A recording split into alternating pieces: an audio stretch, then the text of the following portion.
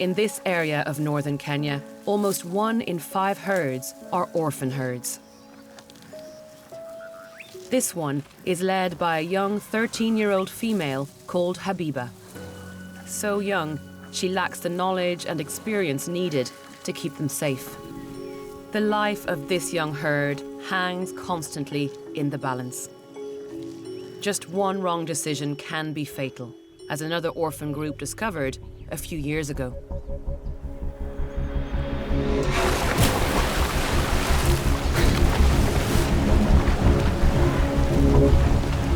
Their inexperienced leader decided to cross a river when it was in full flood. A huge error in judgment that put the lives of the young calves in danger.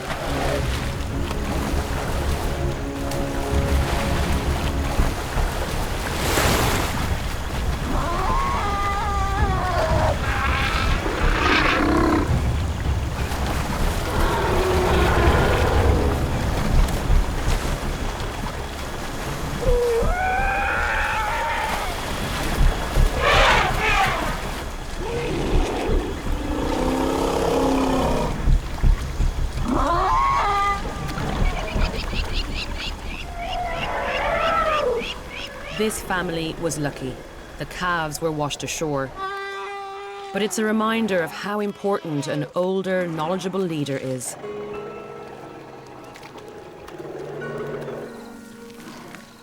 Habiba has a lot on her plate. Not only does she have the huge responsibility of keeping her herd safe, she's also a first-time mother to Zawadi, who's already proving quite a handful.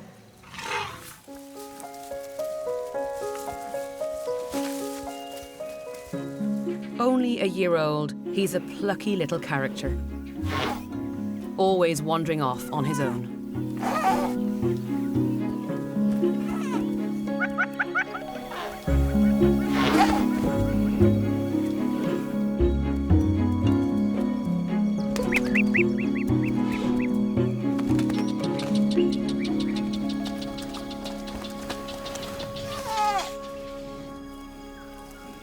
Keeping him safe is a full-time job in itself. In such difficult terrain, good tracking skills are essential to work out where Matt has moved to since his last known position.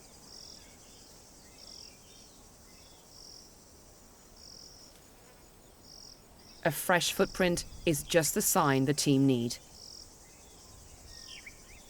The position of the front toe shows that Matt is heading south. But it's too risky to track a 7-ton musk elephant on foot in thick brush. So the team must navigate their way in by jeep.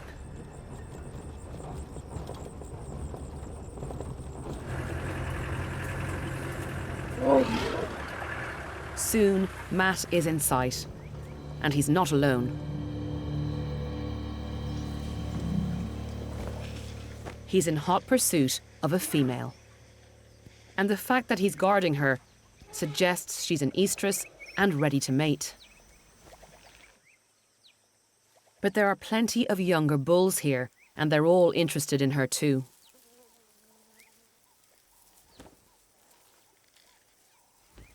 For the next few days, until the female is no longer receptive, Matt must guard her 24/7.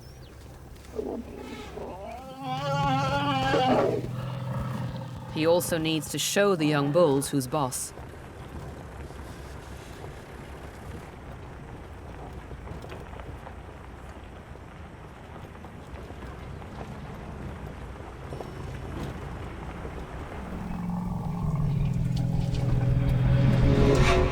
As he sees off the competition, the crew get caught in the action.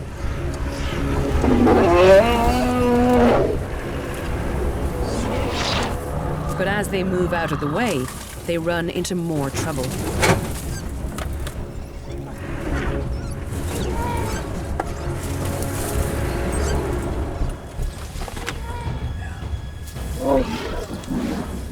It's not a good time to get stuck on a log.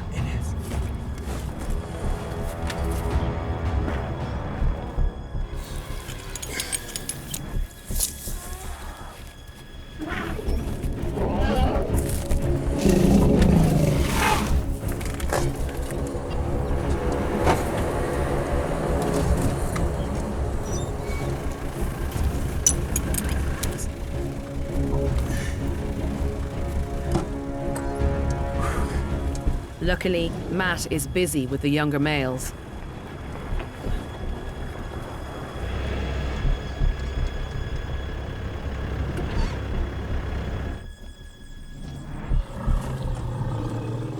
Having finally found a receptive female, Matt won't have a chance to mate unless he can get her away from the other males. And that's no mean feat.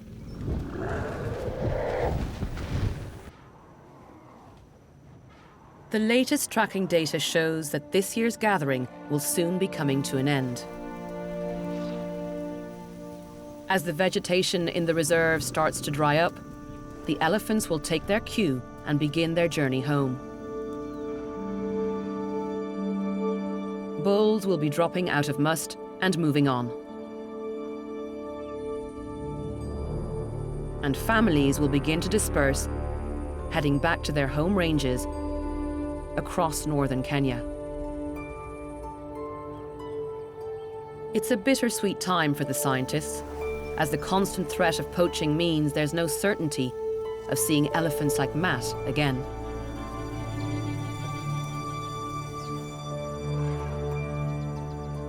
With the herd soon disappearing, time is running out for Habiba and her family to find help. But her caller tells us she's heading in the direction of a well-established herd.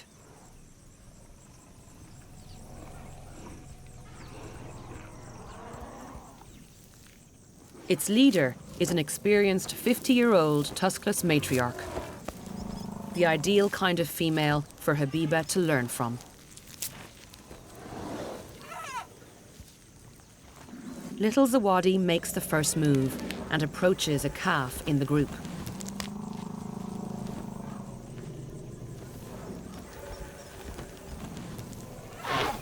He's put in his place with a gentle nudge, but he doesn't retreat far. At last, they seem to have found a herd that will tolerate them.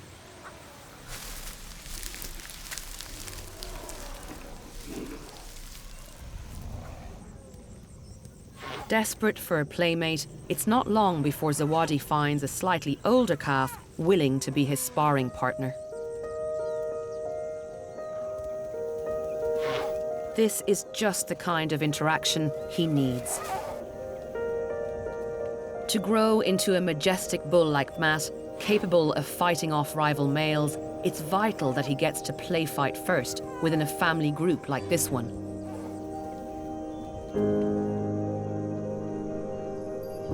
After the two herds have been mingling for a while, something remarkable happens.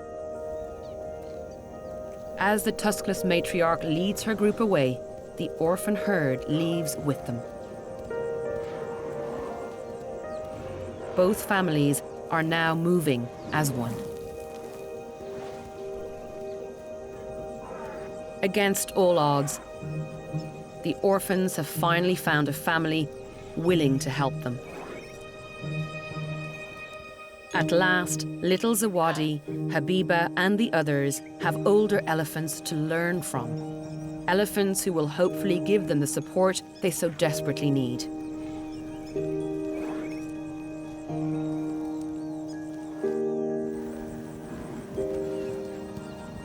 As the number of orphan herds increases, scientists are discovering that elephants are finding new ways to adapt. An intelligent, hyper-social species is learning to respond to the new challenges it faces.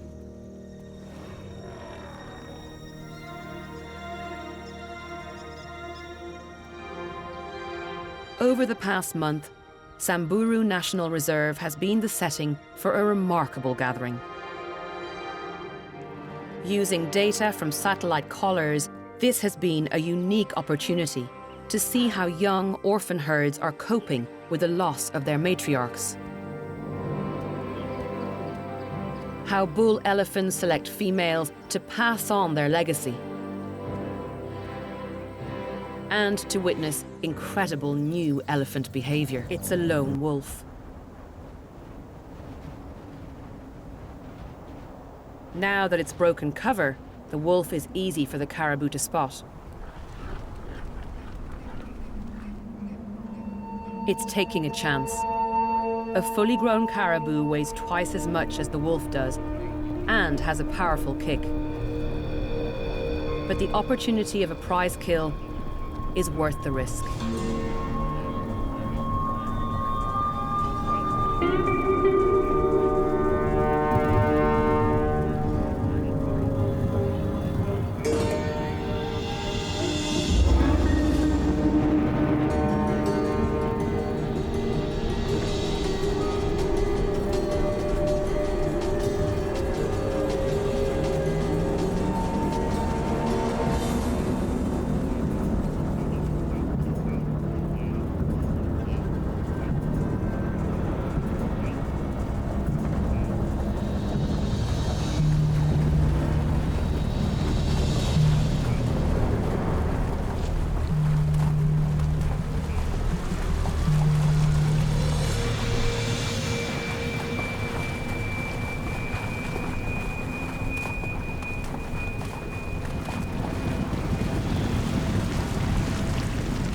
Having panicked the herd, the wolf looks for a weaker or slower individual.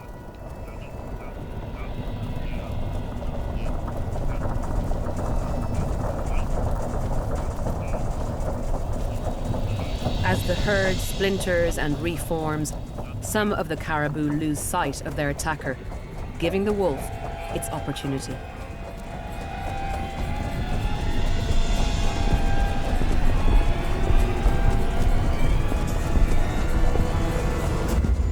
The wolf must grab the caribou by the throat. But one well-aimed hoof could end this battle in the caribou's favor.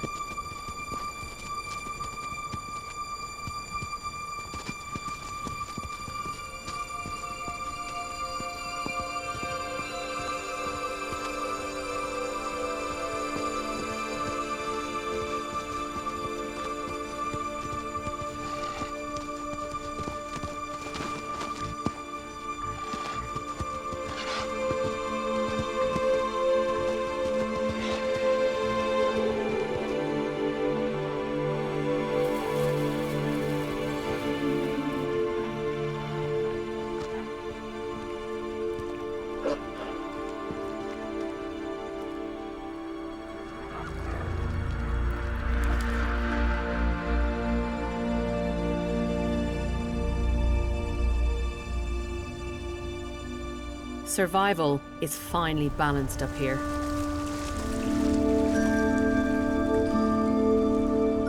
This time, the wolf has won. With just 10 days left to calving, time is against them. Taking the mountain route will add miles to the journey, causing a potentially disastrous delay.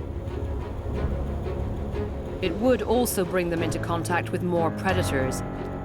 Just ahead, a bear is on the prowl.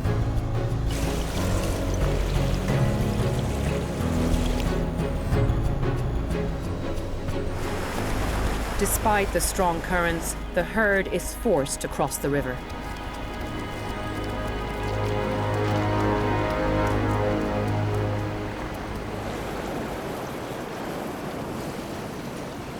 The lead female enters the water, and the others follow. This could be a catastrophic mistake.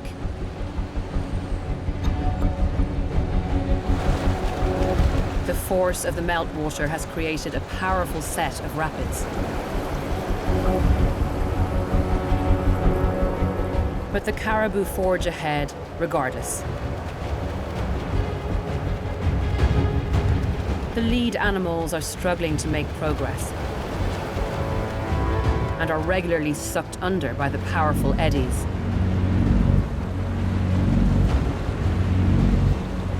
The rapids are overwhelming.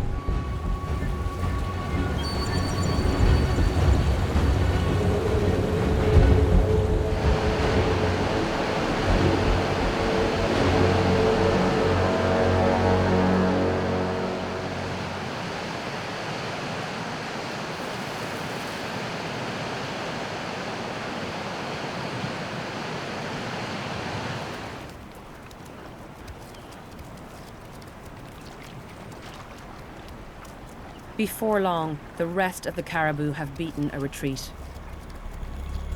With nowhere left to turn, they opt for the mountain route.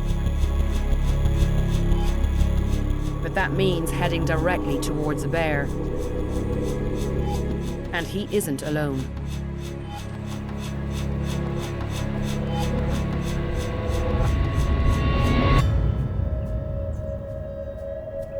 A wolf slips through the trees below the caribou.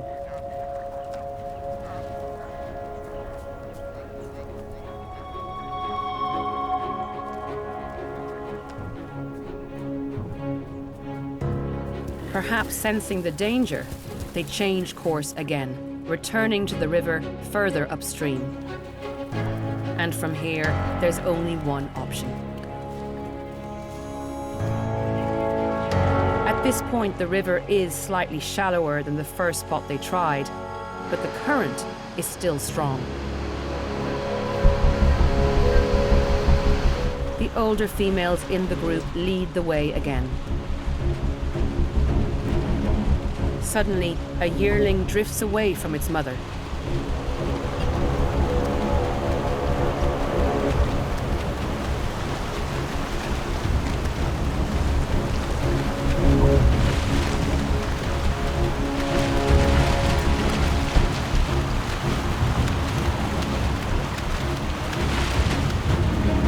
Even some of the adults are struggling.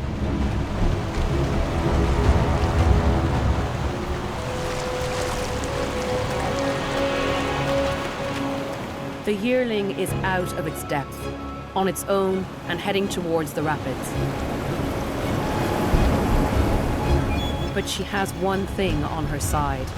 Caribou fur is hollow to help insulate against the cold. Which means she can float.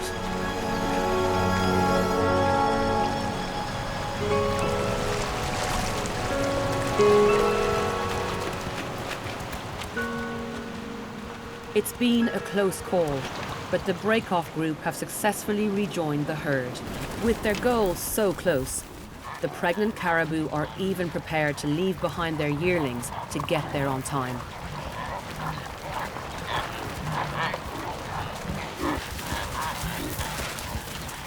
Like their mothers, the yearlings are close to collapse. If this one can't find the energy to keep going, its chances are poor.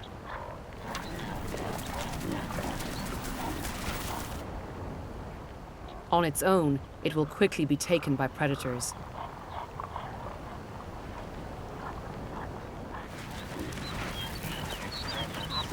Well over 5,000 caribou die during each spring migration, either from sheer exhaustion or predation. The only way to avoid that fate is to get up and move on.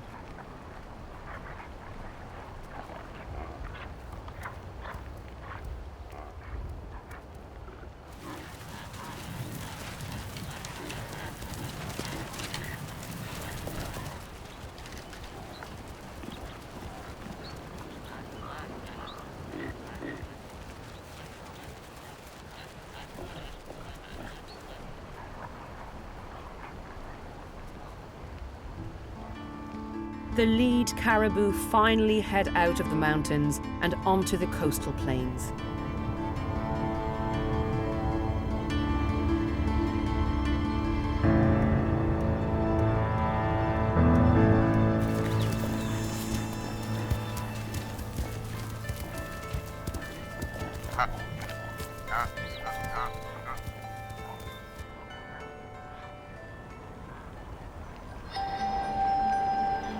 After over 300 miles and barely any food, they've timed this migration to perfection. The cotton grass sprouts and flowers in the 2 weeks after the snow has melted. It's now at its most nutritious.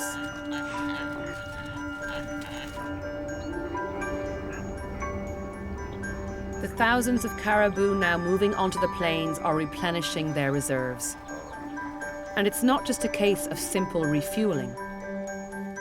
Scientists have shown that eating the grass at this specific time helps the mothers to produce a richer milk for their newborn calves, greatly improving their chances of survival. This year's decision to remain on the plains for longer than usual may have something to do with the fact that this is an El Niño year. An oceanic event linked to the Pacific thousands of miles away, El Niño has wide-ranging atmospheric effects, and this includes delaying the rains in Africa. Perhaps the majority of zebra have responded to the lack of heavy rains by playing it safe in Chobe.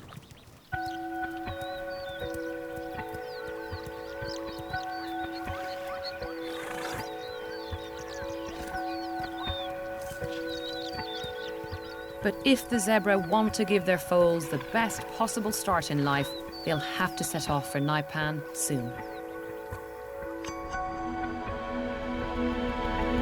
Of all the collared zebra, only Socks and her family are still moving south. So who's made the right decision? Socks is now 100 kilometers ahead of the others. She's picked up her pace to 8 kilometers per hour and is traveling in a straight line to Naipan.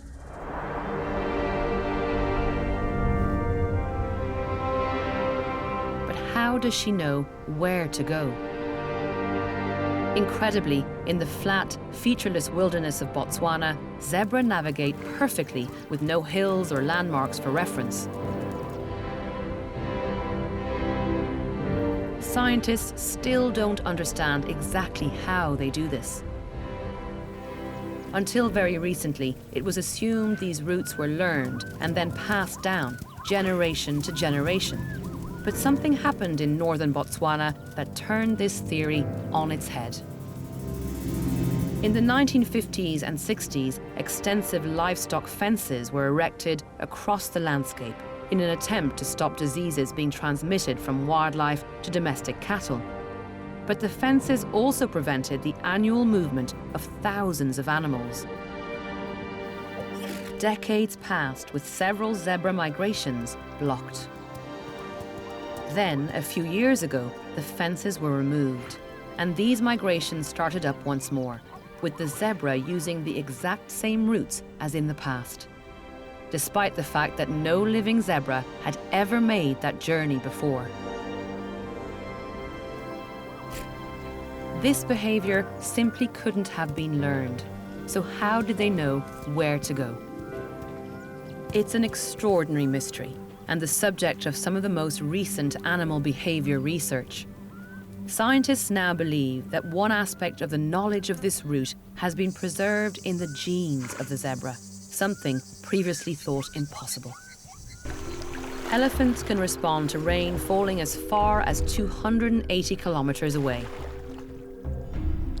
It's not yet certain how they do this, but it's thought they might be able to detect the low-frequency sounds of the distant storms. Although zebra can't hear at such low frequencies as elephants, perhaps they've evolved their own way of detecting distant storms, timing their migration to coincide with rains that fall 250 kilometers away in Naipan. But for now, the Chobe zebra are still staying put. There have been a few local showers, but something is stopping them from continuing their journey. The data from their collards show that they feed on the nutrient-rich grass in the burnt, wooded area during the day, and then travel back to the safety of the open plains at night. So why has Socks not done the same? Has she misread the cues? Or did another as yet undiscovered factor spur her on? It's becoming clear that the zebra's decision-making process is far more complex than first thought. A chance to check on Socks comes at one of the fire breaks. Swathes cut in the forest to stop fires spreading over large areas. The collar data shows that Socks is due to cross one at any moment. It should give the team a chance to assess her condition and, crucially, to see whether she's had her foal.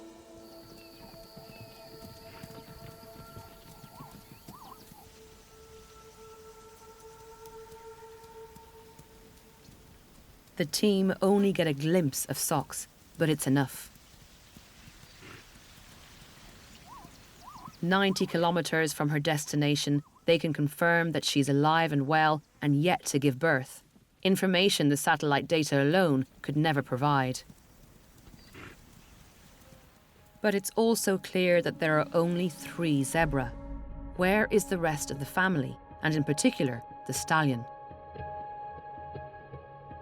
Without his protection, these 3 are in even more danger of predation.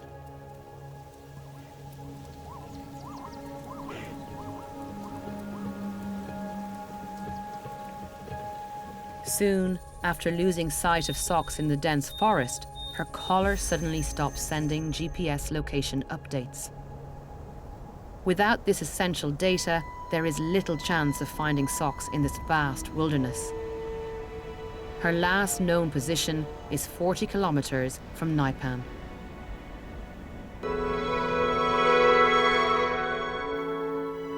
The morning after the heavy rains, the zebra start to arrive.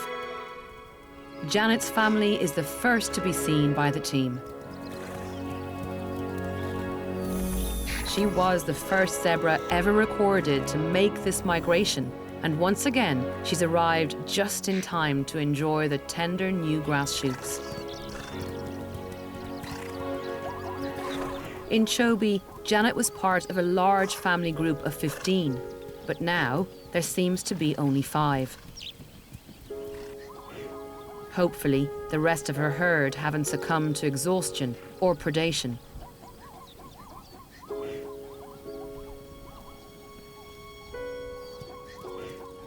Soon, all the other families are pouring into the park.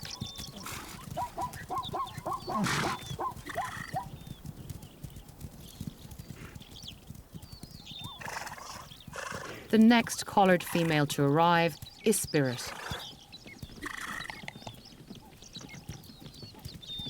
She was pregnant when she set off with the others.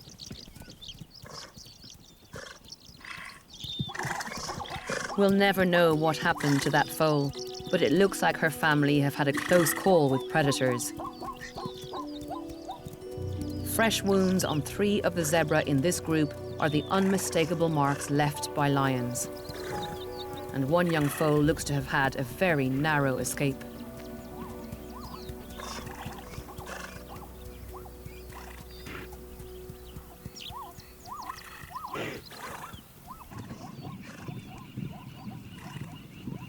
Following the failure of Socks's GPS collar, the team doesn't know if she's made it to Naipan or not. But although the GPS part of her collar is no longer working, it may still be transmitting a VHF radio signal. On the ground, its range is just a few kilometers, but from the air, it's more like 40, which gives the team a chance to check if she's here in Naipan. Even so, in an area of 15,000 square kilometers, it's like looking for a needle in a haystack.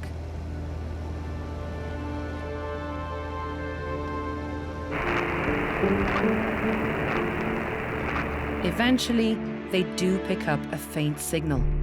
It's Socks. After flying in a search pattern, they home in on her exact location.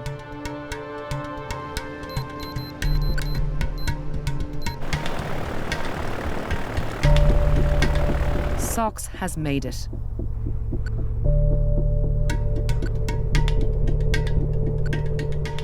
The last time she was spotted, she was traveling with just 2 other zebra. Now she's in a group of 10. Socks appears to be in good condition.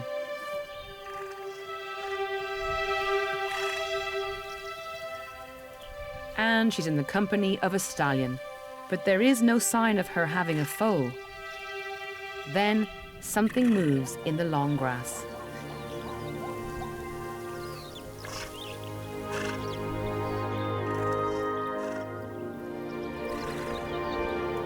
Her new foal is so small, it must have been born in the last day or 2.